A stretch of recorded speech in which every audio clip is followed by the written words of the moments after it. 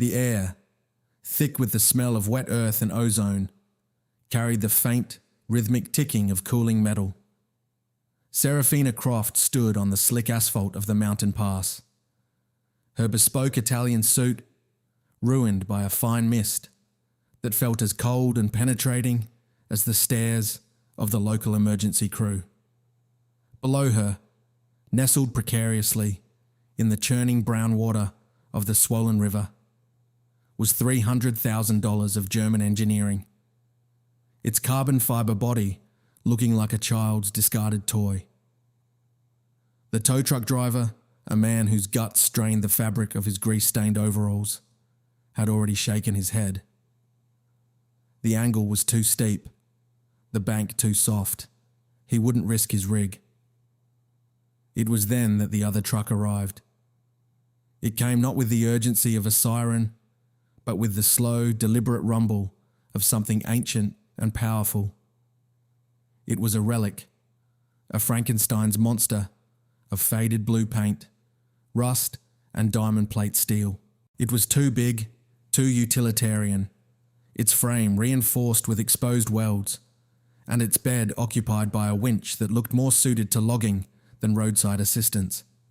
A man emerged from the driver's side, moving with a quiet economy that seemed at odds with the brute force of his vehicle. He did not look at her.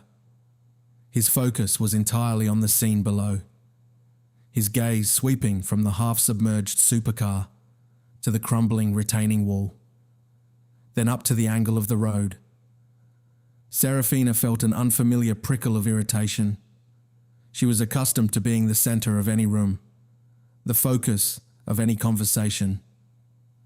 This man, in his worn jeans and faded flannel shirt, assessed the physics of the problem, ignoring the architect of the crisis entirely. "Can you get it out?" she asked, her voice sharper than she intended. It was the voice she used on underperforming division heads. The man finally turned his head.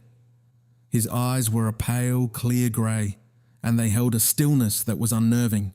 He looked from her to her ruined shoes and back to the car. "No," he said. The word was not an apology or a negotiation. It was a statement of fact. Serafina's composure, already frayed, began to unravel. "I was told you were the best. I will pay whatever it takes." She gestured vaguely at his truck, a dismissive flick of her wrist. "Are you sure that thing is up to the task?" A flicker of something, not anger, not amusement, but perhaps a deep and ancient weariness, passed through his eyes before being extinguished. He gave a slow, deliberate look at the retaining wall, a structure of stone and mortar that was weeping muddy water from a dozen new fissures. "The car isn't the problem," he said, his voice low and even. "That wall is. Another few hours, the whole bank gives way. You don't just lose the car, you lose the road." He turned then and walked back to his truck without another word, leaving her standing in the rain. Serafina watched, incredulous, as the lumbering blue machine rumbled away, its departure feeling less like a refusal of service and more like a judgment. For the first time in a decade, she had encountered a problem that money could not solve, and a man that power could not move. The feeling was as alien and unsettling as the cold river water seeping into the leather of her car's interior. The day for Elias Vance began not with an alarm, but with a small hand on his cheek. He opened his eyes to find his 7-year-old daughter Lily, inches from his face, her expression one of serious contemplation. "Is the sun awake yet?" she whispered, her breath smelling of sleep. Elias smiled, the expression softening the tired lines around his eyes. "Almost. It's still thinking about it." He sat up, the chill of their small mountain cabin seeping through his t-shirt. He moved with a practiced quiet, stoking the embers in the wood stove, the rhythmic scrape of the iron poker, a familiar morning song. As he made pancakes, Lily sat at the heavy oak table, swinging her legs. "Was that the sad lady's car?" she asked, her question emerging from the comfortable silence between them. "The one in the river?" Elias paused, the spatula hovering over the griddle. He had not told her about the previous day's call-out. He rarely talked about his work. "How did you know she was sad?" Lily traced a circle in a spot of spilled flour on the table. "Her eyes looked like the glass on my window when it gets a crack in it. All shiny, but broken inside." She looked up at him, her own eyes wide and clear. "Did you help her?" He slid a perfectly brown pancake onto her plate. "I couldn't," he said, the words feeling inadequate. He could have pulled the car. His truck, the Ox as he called it, was engineered for precisely that kind of high-stress, low-traction recovery. But he had seen the cascade of failures waiting to happen. The hydrostatic pressure on the wall, the soil liquefaction, the inevitable collapse. It was a problem that required retreat, not force. Explaining that to a woman who radiated absolute authority had been impossible. Explaining it to his daughter felt essential. It wasn't safe, Sweet Pea. Sometimes the best way to help is to not make things worse. Lily seemed to accept this, her focus shifting to the application of a scandalous amount of maple syrup. Elias watched her, a familiar ache in his chest. She was the centre of his world, the fixed point around which his quiet, deliberate life revolved. This life, the cabin, the manual labour, the isolation, was a fortress he had built for her, a place where the ghosts of his past could not reach them. Later that morning, while he was in his workshop, the phone rang. It was a landline, its shrill ring an intrusion. He wiped his greasy hands on a rag and answered. "Vance." "Eli? It's Ben." The voice was a spectre from another lifetime. Ben Carter, his former protege, his friend. "Eli, thank God. I wasn't sure this number would still work." Elias felt his shoulders tense. He looked out the workshop window at Lily, who was carefully arranging a line of pine cones on the porch rail. "It works, Ben. What do you want?" "We need you. The Thorn Tower project. It's showing harmonic resonance fractures in the primary support welds. The models are going crazy. Nobody here can figure it out. It's the same signature as..." Ben trailed off, the unspoken name hanging in the air between them. "Titan Spire." Elias closed his eyes. He could feel the phantom sensation of falling, the screech of tortured steel, the dust in his throat. "I'm retired, Ben," he said, his voice flat. "I'm a mechanic now. You were the best structural analyst in the world, Eli. You can't just turn that off." "Watch me," Elias said, and gently placed the receiver back in its cradle, cutting off the connection to a world he had fought for 10 years to forget. 200 miles away, in a glass-walled boardroom that overlooked the city, Serafina Croft presided over a different kind of collapse. The room was a command centre, filled with the low hum of servers and the tense energy of very expensive people failing. On a massive screen, a 3D model of the Ethelgard Bridge rotated in silence. Red lines spiderwebbed across the elegant curves of its suspension cables, indicating points of material stress. "The microfractures are propagating," said Dr. Alistair Finch, a man whose reputation was as inflated as his consulting fees. He gestured at the screen with a laser pointer, his hand trembling slightly. "The alloy is behaving erratically. It's defying our predictive models. The resonance patterns are, frankly, impossible." Serafina stared at the image, her expression an unreadable mask of control. The Ethel Guard was not just a bridge, it was a monument. It was her penance, her tribute to her brother Liam, who had died in another symphony of failing steel a decade ago. It was built with a revolutionary alloy he had helped develop, and it was meant to be his legacy. Now, it was becoming her nightmare.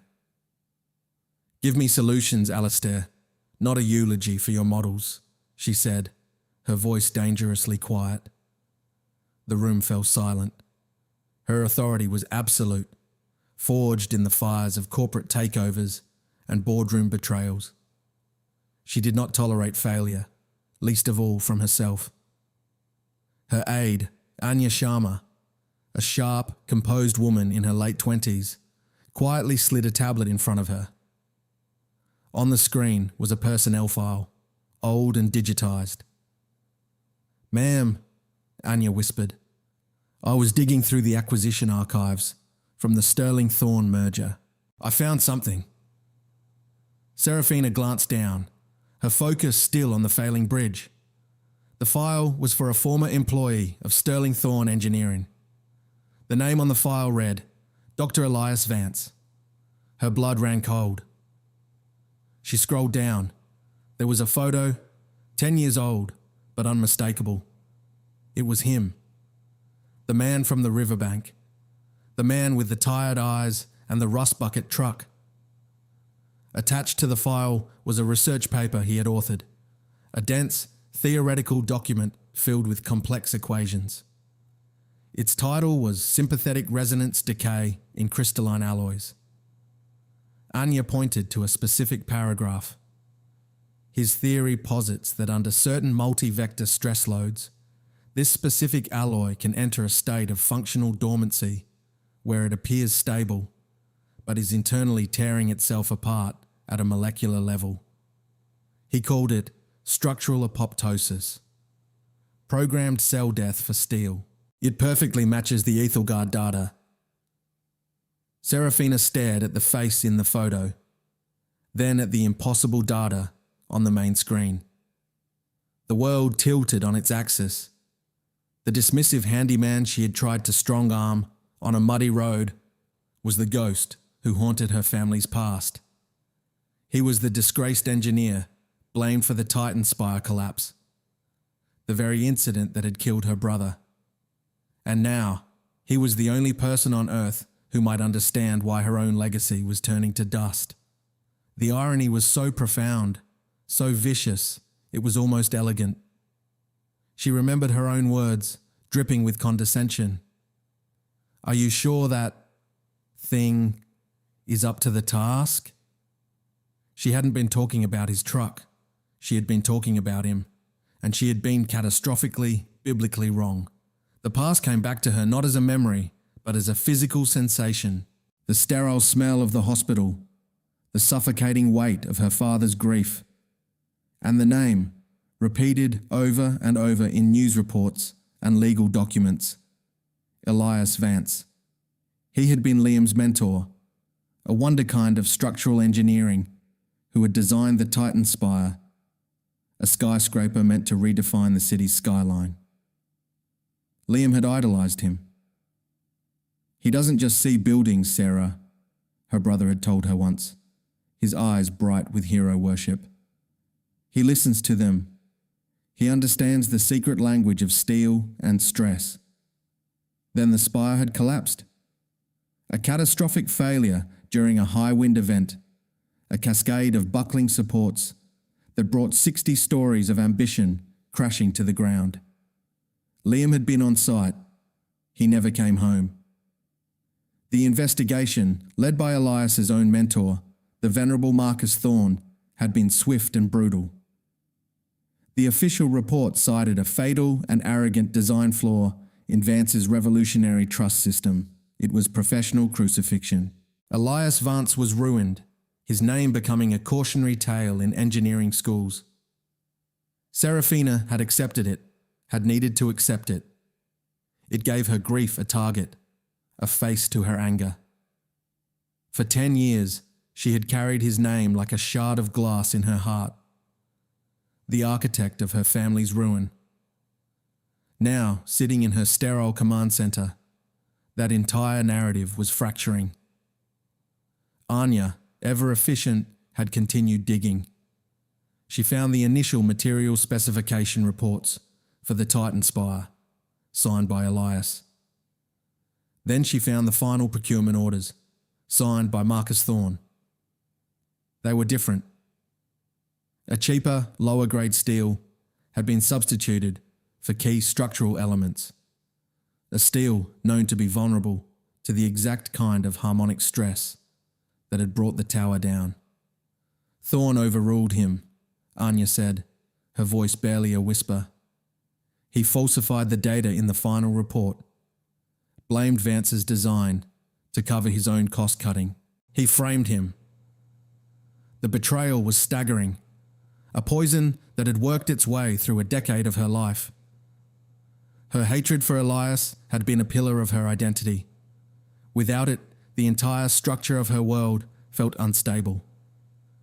She thought of her brother, Liam, and the guilt was a physical blow. He hadn't died because of a genius's hubris, but because of a mediocre man's greed. She learned what happened to Elias after the fall. The public disgrace, the loss of his career, the dissolution of his marriage. His wife, a society painter who couldn't bear the stain of his infamy, had left him and their young daughter. Serafina found a brief notice of her death from an overdose 2 years later. Elias had taken his child and simply vanished. He had retreated from the world that had so thoroughly broken him, and she had found him on a mountain road, covered in mud, and had mistaken his quiet dignity for simple-mindedness. The shame was a hot, unfamiliar flush on her cheeks. Finding him again was not simple. He had no official address, no listed phone number. He existed in the local consciousness as a kind of folk legend, the quiet man in the hills who could fix anything, but only if he felt like it. It was the tow truck driver from the day before who finally gave her a hand-drawn map on a greasy napkin. "He lives up the old logging trail," the man said, eyeing her expensive sedan. "You ain't getting that thing up there."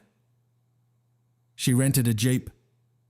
The drive was a jarring ascent into another world. Paved roads gave way to gravel, then to deeply rutted dirt.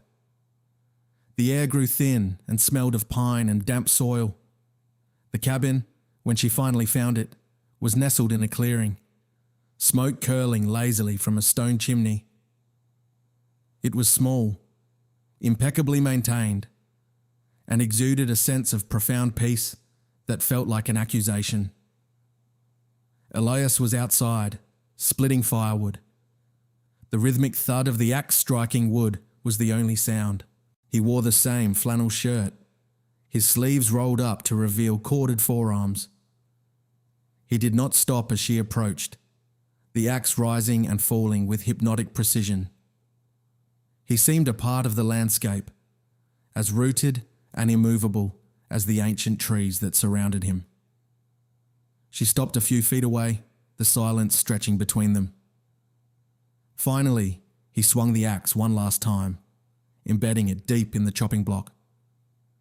He turned to her, his grey eyes calm, his expression revealing nothing.